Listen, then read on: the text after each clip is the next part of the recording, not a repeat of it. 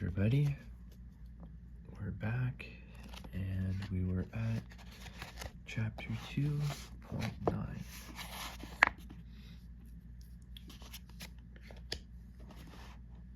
Alright,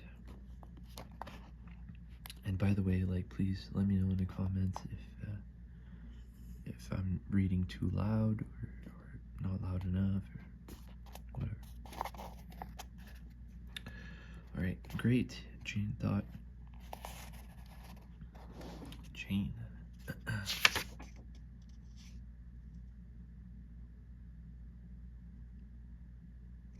Yeah, he was on a plane.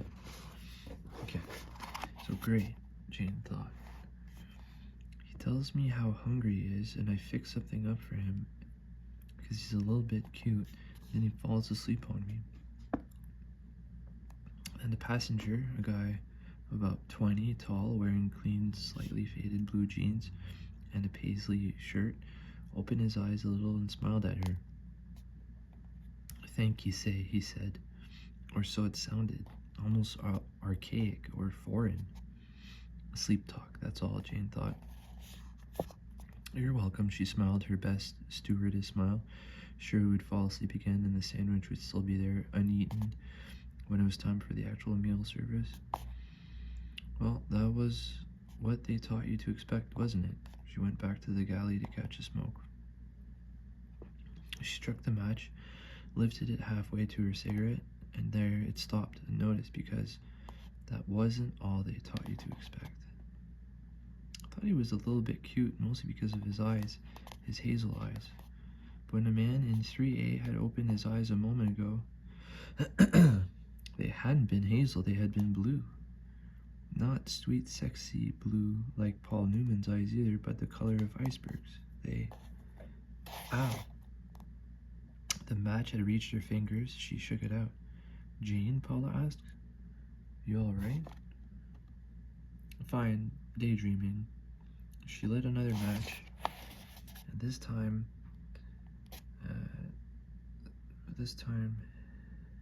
did the job right. She had only taken a single drag when the perfectly reasonable explanation occurred to her.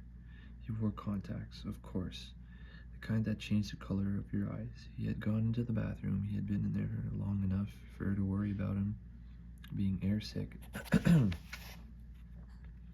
He had that pallid complexion of the look of a man who is not quite well, but he had only been taking out his contact lenses so he could nap more comfortably. Perfectly reasonable.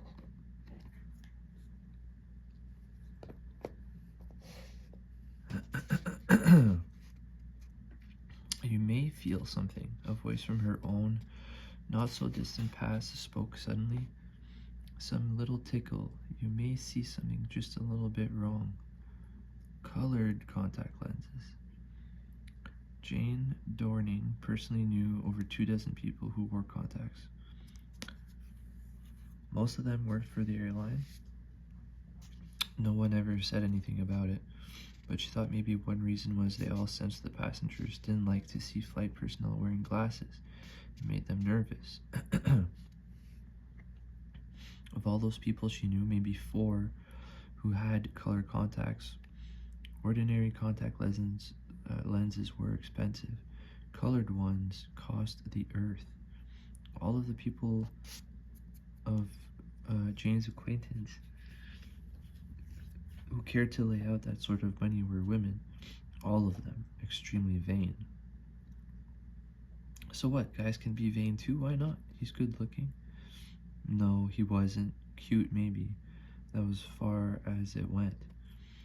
And with the pallid complexion, he only made it too cute by the skin of his teeth. So why the color contacts? Airline passengers are often afraid of flying. In a world where hijacking and drug smuggling had become facts of life, airline personnel are often afraid of passengers. The voice that had initiated these thoughts had been that of an instructor at flight school, a tough old battle axe who looked as if she could have flown the mail with wily post, saying, "Don't ignore your suspicions. If you forget everything else you've learned about coping with potential or actual terrorists, remember this: don't ignore your suspicions. In some cases, you'll get a crew who'll say during the debriefing that they didn't have any idea until the guy pulled out a grenade and said, hang a left for Cuba, or everyone on the aircraft's going to join the jet stream. But in most cases, you get 2 or 3 different people, mostly flight attendants, which you women will be in less than a month. Excuse me.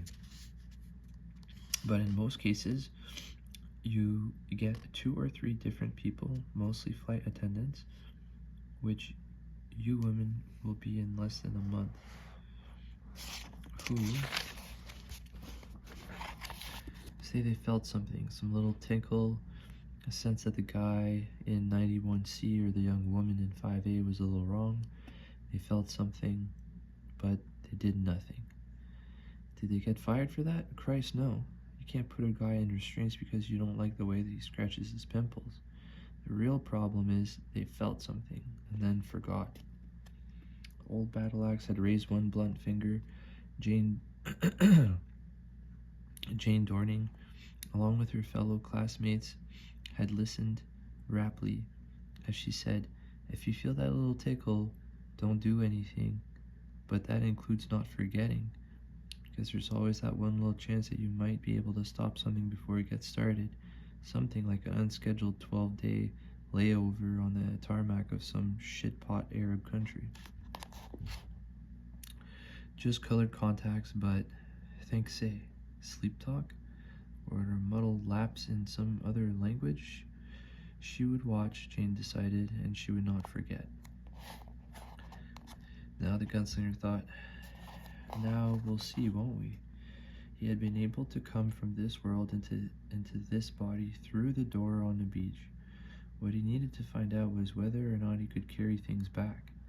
Oh, not himself. He was confident that he could return through the door and re-enter his own sickening body at any time he should desire. But other things, physical things, here for instance, in front of him was food, something the woman in the uniform had called a Tudor fish sandwich.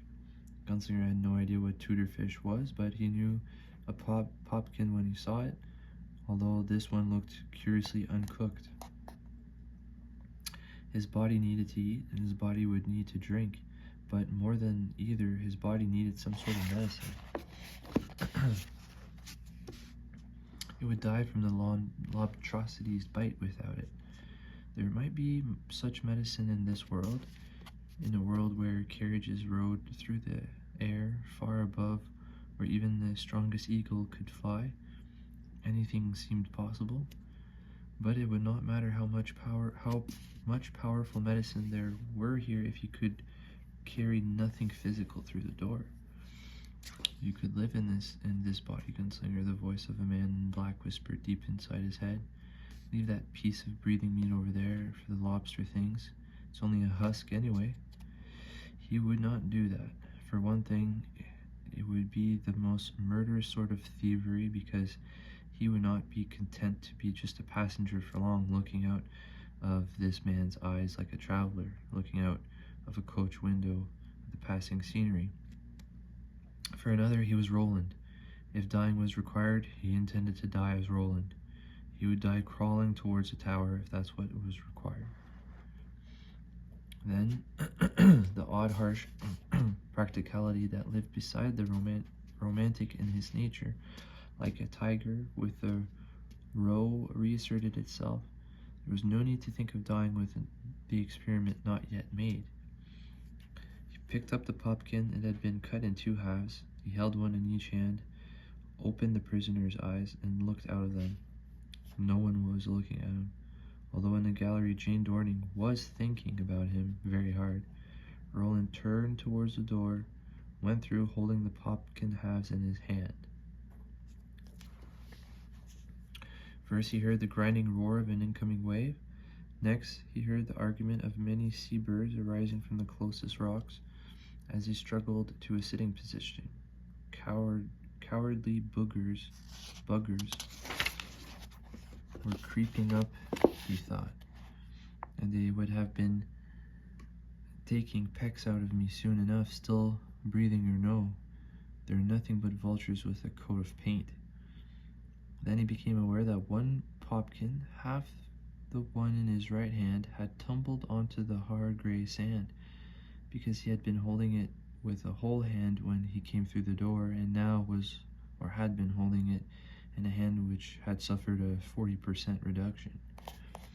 He picked it up clumsily, pinching it between his thumb and ring finger, brushed as much of the sand from it as he could, and took a tentative bite. A moment later he was wolfing it, not noticing the few bits of sand which ground beneath his teeth. A second later he turned his attention to the other half. It was gone in 3 bites. The gunslinger had no idea what tooterfish was, only that it was delicious. That seemed enough. In the plane, no one saw the tuna sandwich disappear. No one saw Eddie Dean's hands grasp the 2 halves of it tightly enough to make deep thumb indentations in the white bread. No one saw the sandwich fade to transparency, then disappear, leaving only a few crumbs. About 20 seconds after this had happened, Jane Dorning snuffed her cigarette across the head of the cabin. She got her book from her tote bag, but what she really wanted was another look at 3A. He appeared to be deep asleep, but the sandwich was gone. Jesus, Jane thought, he didn't eat it, he swallowed it whole. Now he's asleep again, are you kidding? Whatever was tickling at her about 3A, Mr. Now They're Hazel, Now They're Blue, kept right on tickling. Something about him was not right. Something. Ooh, chapter 3.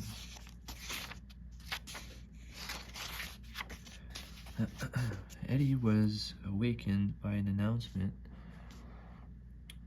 from the co-pilot that said they would be landing at the Kennedy International, where the visibility was unlimited, the winds out of the west at 10 miles an hour, and the temperature a jolly 70 degrees in 45 minutes or so. He told them that he didn't get another chance. He wanted to thank them one and all for choosing Delta. He looked around and saw people checking their duty declaration cards and their proofs of citizenship.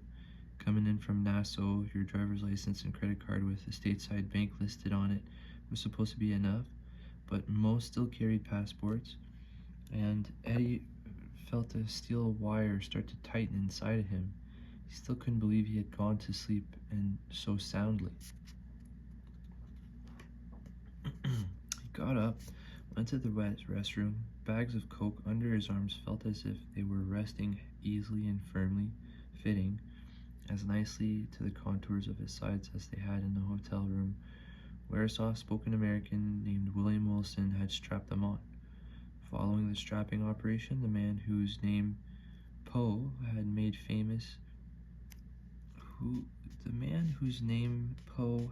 famous Wilson had only looked blankly at Eddie when Eddie had some allusion to this. Handed over the shirt, just an ordinary paisley shirt, a little faded, sort of thing any frat boy might wear back on the plane following a short pre-exam holiday. Except this one was specifically tailored to hide unsightly bulges. You check everything once before you sit down, just to be sure, Wilson said, but you're going to be fine. Eddie didn't know if he was going to be fine or not, but he had another reason for wanting to use the John before the fasten seatbelt light came on. Despite of all temptation, and most of last night it hadn't been temptation but raging need, he had managed to hold on to the last little bit of what the sallow thing had the temerity to call China White. Clearing customs from Nassau wasn't like clearing customs from Haiti or Quickon or Bogota, but there were still people watching, trained people. He needed any and every edge he could get. If he could go in there a little cool pulled out just a little, it might be the one thing that put him over the top. He snorted the powder, flushed a little twist of paper, and had been down in the John, then washed his hands. Of course, if you make it, you'll never know, will you? He thought. No, he wouldn't, and he wouldn't care. On his way to his seat, he saw the stewardess who had brought him the drink he hadn't finished. She smiled at him. He smiled back, sat down, buckled his seatbelt, took out the flight magazine, turned the pages, looked at the pictures and words. Neither made any impression on him. That steel wire continued to tighten around his gut, and the fastened seatbelt light did come on, took a double turn, and cinched tight. The heroin had hit. He had the sniffles to prove it. But he sure couldn't feel it. One thing he did feel shortly before landing was another one of those unsettling periods of blankness. Short, but most definitely there. 727 banked over the water of Long Island Sound and started in.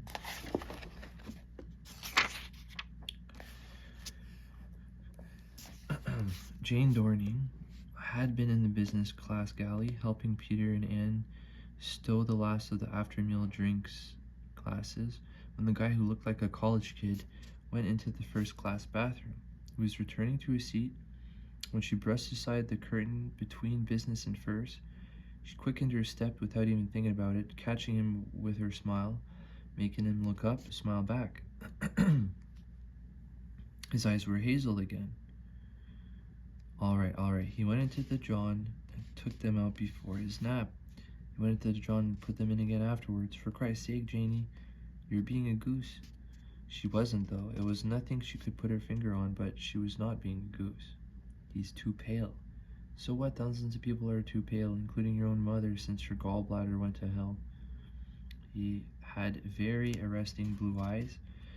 Maybe not as cute as the hazel contacts, but certainly arresting.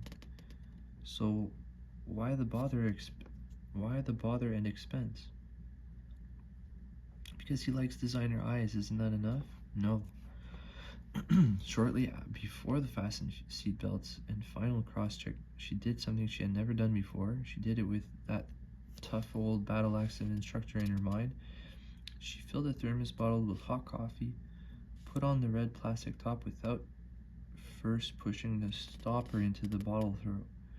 She screwed the top on only until she felt it catch the first thread.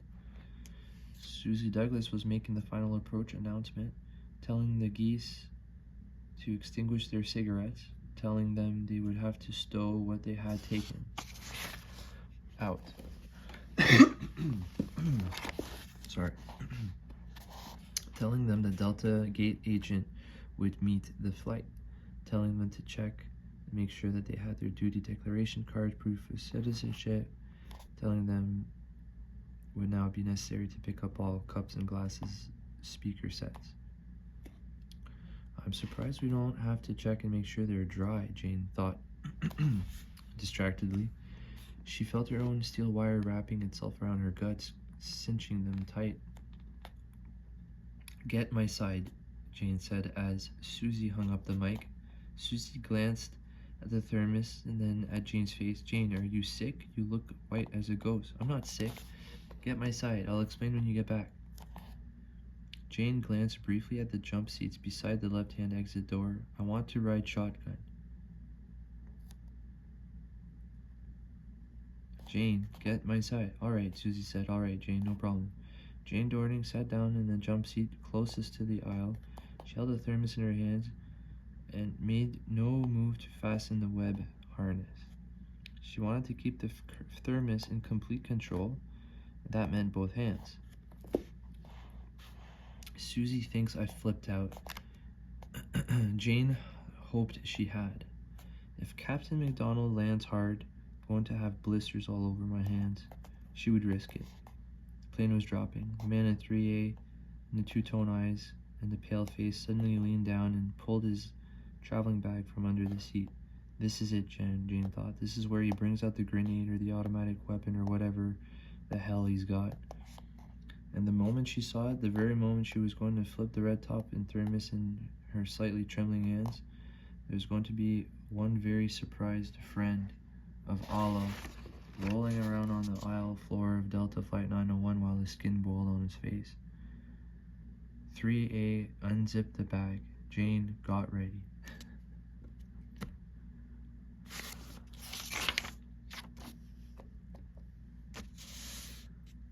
Well, you'll have to catch it in the next one. What's gonna happen, guys?